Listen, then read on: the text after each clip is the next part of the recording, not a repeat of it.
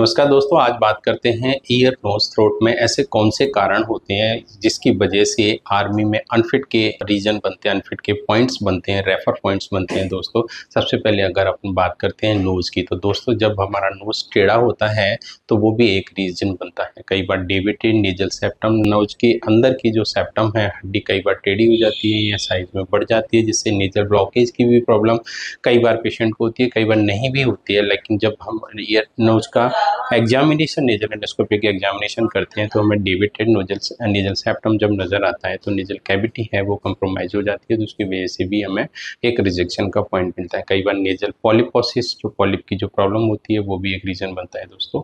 और अपन बात करते हैं टंग की। अगर टंग टाई जिसको प्रॉब्लम है तो वो भी एक बोलने में प्रॉब्लम हो सकती है, तो वो भी एक रीज़न बनता है कई बार दोस्तों।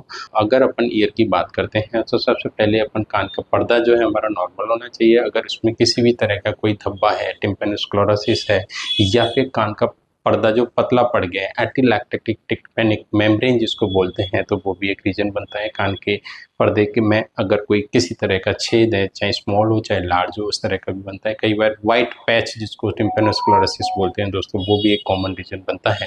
टिम्पेनोस्क्लेरोसिस एक ऐसी प्रॉब्लम है जिससे पेशेंट को कुछ प्रॉब्लम होती नहीं है और पेशेंट को ऑन द एग्जामिनेशन टाइम पे एग्जामिनर ही बताता है कि आपके कान के पर्दे में धब्बा है। तो ऐसी स्थिति में दोस्तों जो भी व्यक्ति या अभ्यर्थी ऐसे आर्मी फिटनेस के लिए जा रहे हैं तो उससे पहले एक ईएनटी सर्जन को जनरल एक चेकअप करा लेना चाहिए, जिसमें दो चीज़ इंपॉर्टेंट होती है नोज के हिसाब से। डायग्नोस्टिक नेजल एंडोस्कोपी टेस्ट, कोई डीएनएस, मस्सा या कोडल सेप्टम डिसलोकेशन, इस तरह की कोई प्रॉब्लम तो नहीं है दोस्तों। ईयर एंडोस्कोपिक एग्जामिनेशन एंड प्योटोनोडिमेट्री टेस्ट, जिससे कान के पर्दे में छेद, कान के पर्दे में धब्बा, ये एटिलैक्टिक कान के पर्दे में कोई रिट्रैक्शन, इस तरह की कोई प्रॉब्लम तो नहीं है। प्योटोनोडिमेट्री टेस्ट कराने से हमें एक सुनाई का बेस लेवल हमें असेसमेंट हो जाना चाहिए, जिससे कि हमें आगे चल के कोई प्रॉब्लम नहीं आए। कई बार बहुत बार प्रॉब्लम ऐसी आती है दोस्तों कि हमारा 10 दिन के बाद ही मेडिकल है, डॉक्टर साहब अब हमारे कान में ये प्रॉब्लम हमें, उन्होंने पॉइंट लगाया है, वाइट पैच है या फिर कोई पर्दा एटिलैक्टिक है, तो इस तरह की प्रॉब्लम होती है। तो 10 दिन के अंदर उसको पॉइंट को क्लियर करना मुश्किल जाता है दोस्तों। कम से कम